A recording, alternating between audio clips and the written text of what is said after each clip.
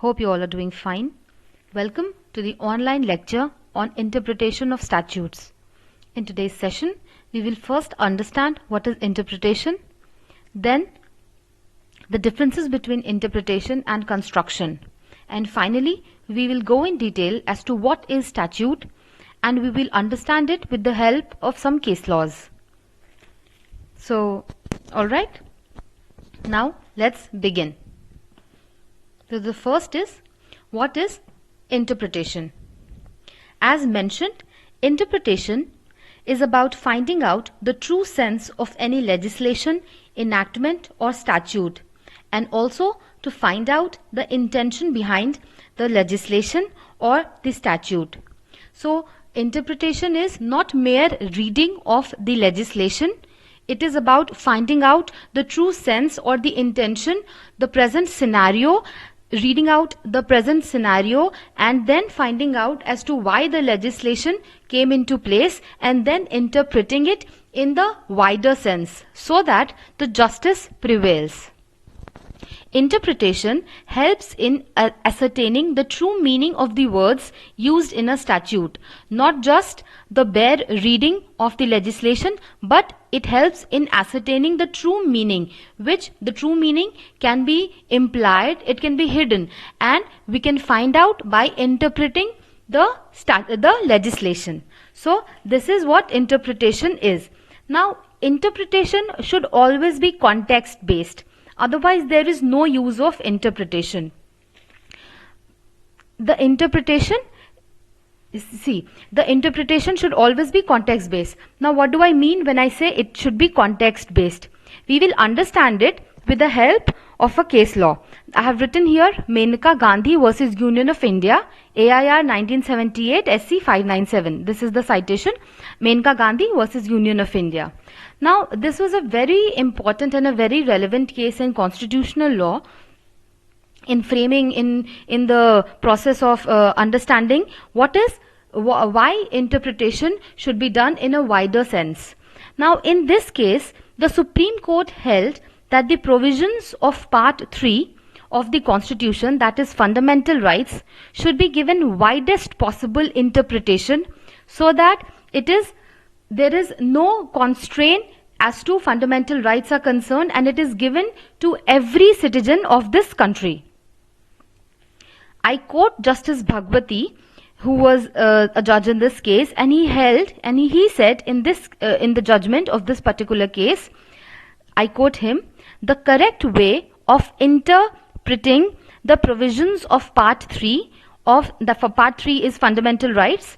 Part 3 of the Constitution is that the attempt of the court should be to expand the reach and ambit of fundamental rights and not to constrain the same." So the ambit of the fundamental rights should be expanded, it should be widened so that it reaches to each and everyone of the in this country, and it should not be constrained. The interpretation of the fundamental rights should not be done in a constrained manner.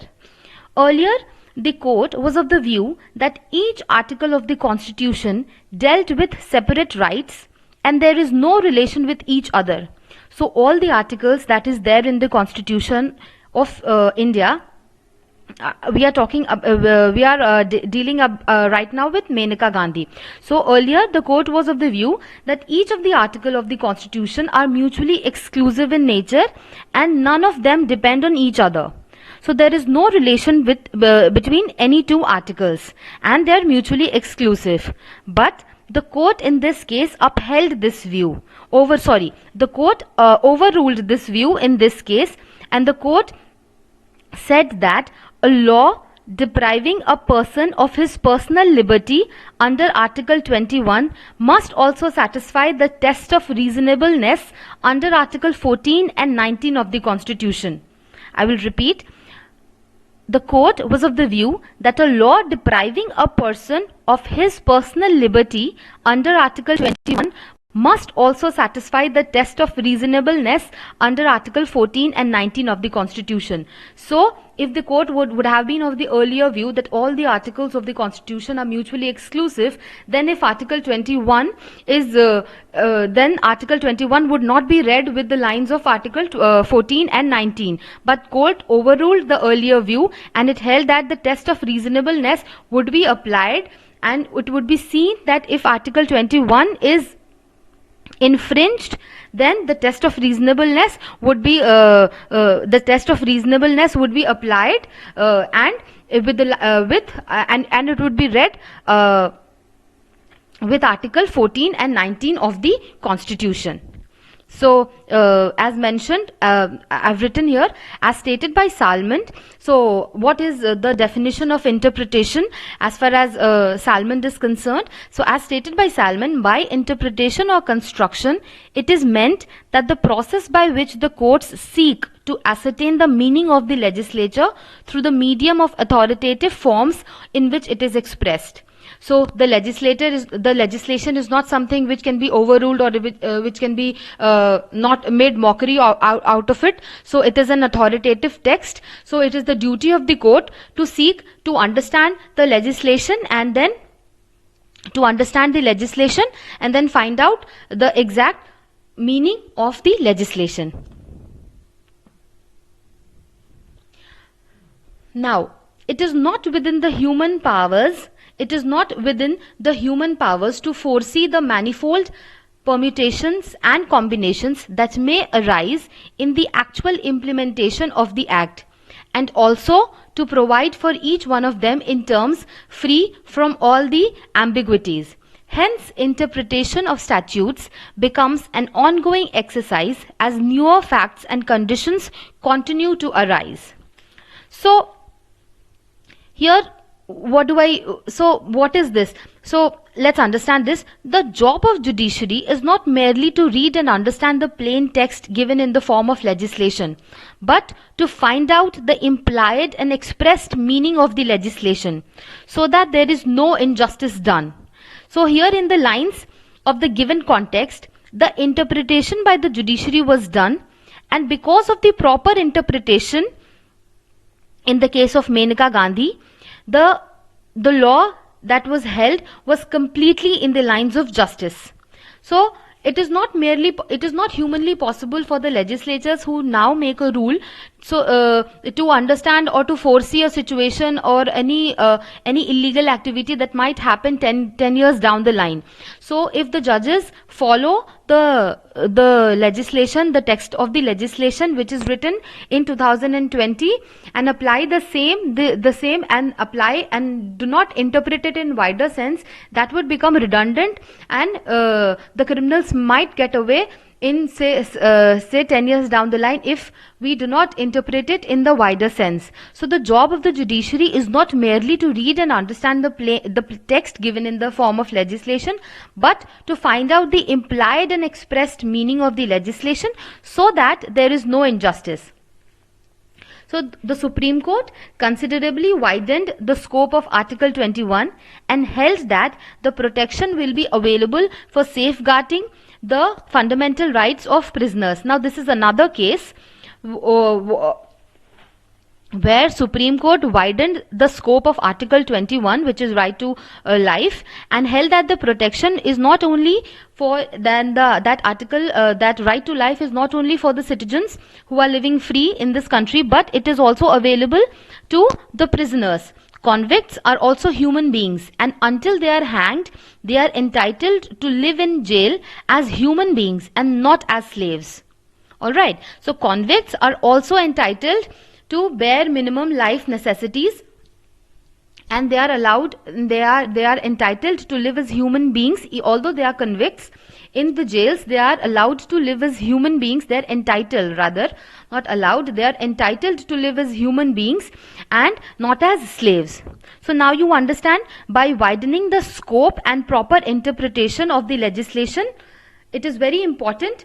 So it gave the true meaning to Article 21, and just by plain reading of the Article 21 right to life does not give the exact meaning or the true intention behind why Article 21 or why right to life was guaranteed as a fundamental right in the Constitution of India.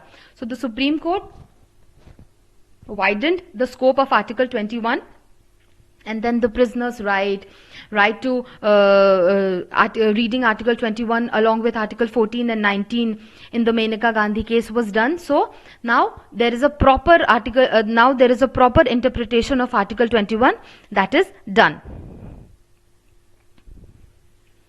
Now this is what interpretation. This is what we understand when we talk about interpretation. Now let's move on to the differences between interpretation and construction. In simple language, combination of text with context becomes interpretation, and construction is only concerned with drawing out conclusion. So what is interpretation? Combination of text with context. So what is combination of text? What is text? The legislation that is written with the context. What is context? The facts of the certain case. The facts of the case, the timeline, the time frame of the incident. So the combination of the text with the context, that is facts of the case, becomes interpretation. And what is construction? Construction is mere reading of the legislation, the literal interpretation. Construction is only concerned with drawing out conclusion. So construction is not that much into interpretation. It is just about drawing out the conclusion. So construction is only text based. Whatever is written down, understand whatever is written down in the legislation and apply it the same, without applying your brain, without understanding the context, without applying the facts of the case. Just read the text and apply it or give the decision. So conclusion should be in the lines with the legislation and no reference of context is there. Judiciary is not allowed to interpret any rules. Judiciary, if judiciary is following the rule of construction, so then judiciary is not allowed to interpret any rules, but the plain text language of the legislation is followed. Alright, the plain text language of the legislation is followed. Now construction, it is also known as literal construction. Okay, construction is also known as literal construction, and construction is only concerned for drawing the conclusion of a particular given circumstances, and it is plain reading of the text without interpreting it. Now interpretation, as we discussed in detail, interpretation is in a much more wider sense, and it is much more wider in nature.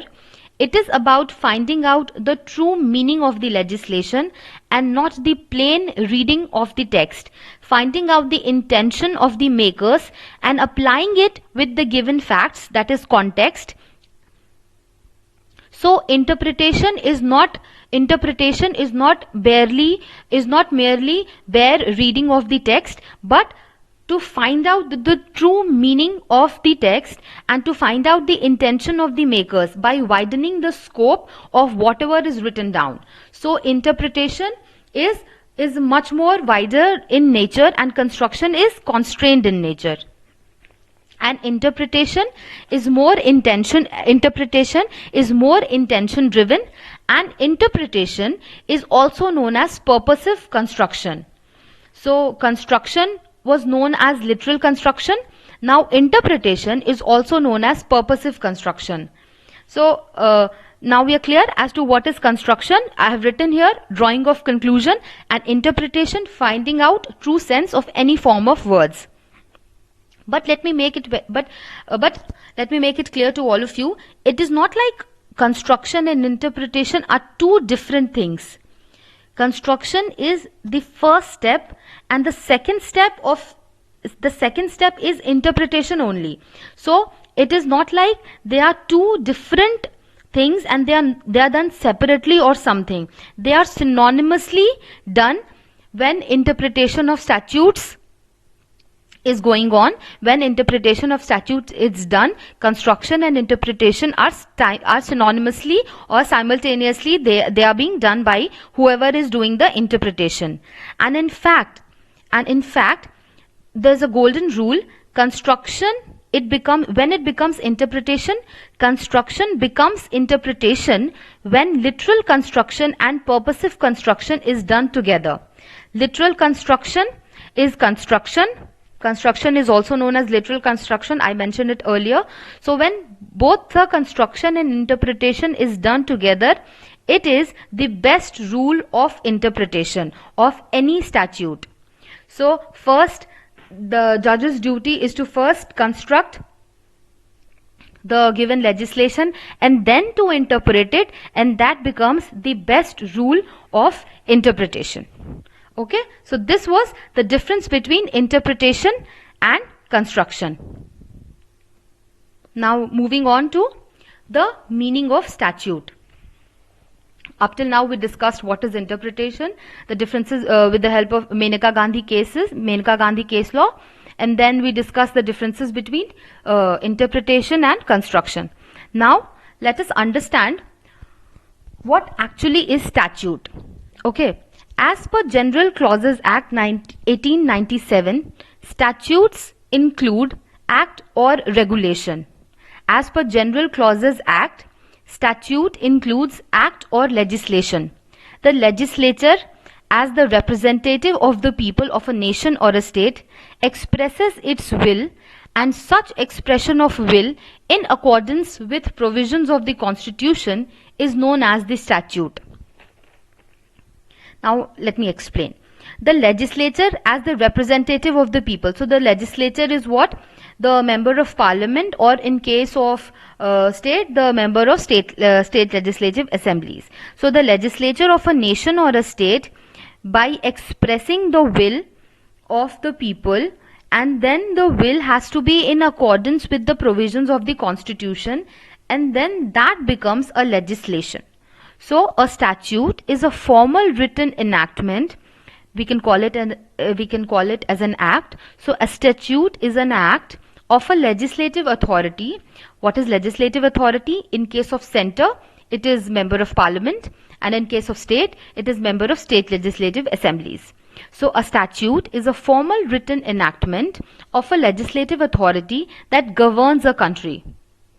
And the statutes, typically they are of two nature. They either command, they either ask you to do something, or they either prohibit you from doing something. Or some of the statutes are mere declaratory in nature, stating the rules. Alright. So in the Constitution of India, there is no mention of the term statute as such. So the Constitution of India does not use the term statute, but it uses the term law. So under Article 13, subclause 3A of the Constitution, it is written, law includes any ordinance, order, bylaw, rule, regulation, notification, custom or usage having in the territory of India the force of law. So this is statute. These are the various statutes that is there in India. We do not expressly use the term statute, but these are the various forms of statute. We can call these are the various forms of law that is there, or that have force in the territory of India. Now in relation to statute law, interpretation is of grave importance, because legislation is not merely a book, but it is a source of law as well. So when it comes to statute law, interpretation is of grave importance. Why? Because legislation is what? It is not a book for reading. It is a source of law, and it is very important for the peaceful and the smooth functioning of a country that the legislation that is written down is expressed. The legislation that is expressed is interpreted and expressed by the judiciary in a cogent manner, so that the harmony of the country does not get disturbed. So interpretation of those statutes is very important. So the interpretation of statutes is very important. and it should be in the line of the present context that is there. So any dispute is referred to the judiciary and its scope is determined by judges, and this is known as interpretation of statutes. So any dispute, so judiciary is of the utmost importance when it comes to interpretation of statutes. So any dispute that arises is referred to the judiciary, and the scope then is determined by the judges, and this is what is known as interpretation of statutes.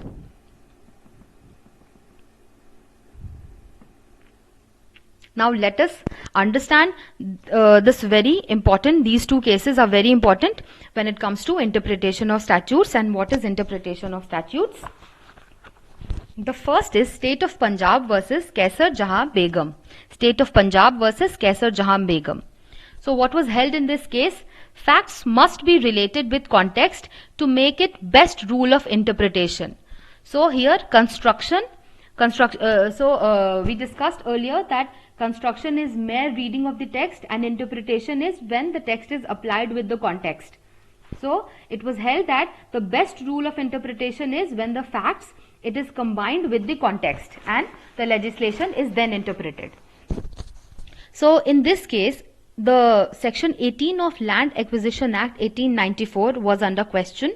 So what is section 18 of Land Acquisition Act? It stated that no reference can be made beyond 6 months after passing of an award. No reference can be made beyond 6 months after passing of the award. Now what happened in this case was the reference, that is appeal or revision, here in this case was made within 6 months of the knowledge of the date of the passing of the award. 6 months of the knowledge, 6 months, within 6 months of knowledge about passing of the award, but not within the 6 months from passing of the award. Alright. So the reference here is that case was made within 6 months of knowledge, but not within the 6 months from passing of the award. So what should be done here? If we go by section 18 and its literal construction is done, then and the bare words of the section 18 is followed, then the person would not be allowed, the case would not go further and the person would not be allowed to refer the case, because 6 months, because the 6 months time frame after the date or after the passing of the award, that time frame has been lost. But the judiciary here what did? They applied the principles of fair play and natural justice. The judiciary here applied the principles of fair play and natural justice, and then they said that if someone does not have the knowledge, how will reference be done by that person? If someone does not know that the judgment has been passed, then how will he refer the same? So for justice, for the principles of equity and conscience and justice and fair play, it was held, the judges interpreted it in a wider sense, and it was held that if someone does not have the knowledge, the reference, if it is made within 6 months from the knowledge, then the reference would not be held to be failed. So here the judges what did? They applied the facts along with the context, and that made the best rule of interpretation. Section 18 of Land Acquisition Act 1894 was under question in this case. Now another case, Atar Singh versus Inder Kumar, 1967, AIR 773. What was held in this case? Statute must be read as a whole and not in parts. Statute must be read as a whole and not in parts for proper delivery of justice. The question in dispute is Punjab Registration Act. The question in dispute in this case was Punjab Registration Act. The tenant can be vacated under following clauses. What are those clauses? The first is for using it for his own use. For the own use, as in the landlord can ask you to vacate his house because the landlord wants to use it himself, and no space other than that, and the landlord does not have any other space apart from that particular space which the tenant is holding. Also, he has left the only space he had for sufficient cause.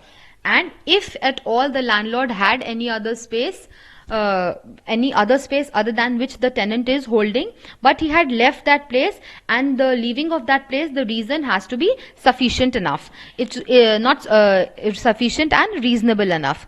So the question was whether the house could be vacated. Punjab and Haryana High Court, they granted the vacation by applying the first clause itself. What was the first clause? The Punjab and Haryana High Court, they granted the vacation they asked the tenant to vacate the house by just applying the first clause. So what was the first clause? The first clause was for using it for his own use. The landlord, if he has use for his house which he has been given on rent to somebody, so he can ask you to vacate the same by applying this clause only. The High Court asked the tenant to vacate the house. The matter went into Supreme Court. Now Supreme Court held that the three clauses have to be applied and read together. The three clauses have to be applied and read together. In this case, High Court only read the first clause, and then there has been no reading of the second and the third clause, and they did not read all the three clauses together. So they overruled the judgment. The Supreme Court overruled the judgment of the High Court, and it was held that statute must be read as a whole and not in parts. So statute must be read as a whole and not in parts. So with this, we conclude today's session. So let's do a quick revision. First, we discussed what was interpretation, and then we talked about differences between interpretation and construction. Construction is literal interpretation, and interpretation is purposive interpretation, and when combined, construction and interpretation, it becomes the best rule of interpretation. Then we discussed the meaning of statute, legislation, laws, enactment that is done by member of parliament or member of state legislative assemblies. It is either prohibitory in nature, it is either command, it is either in command, it is either mere declaratory in nature. And then these two cases, State of Punjab versus Kaise Jahan Begum and Atar Singh versus Inder Kumar. So with this I conclude. Hope you all understood the same. See you all in another session. Thank you and have a nice day.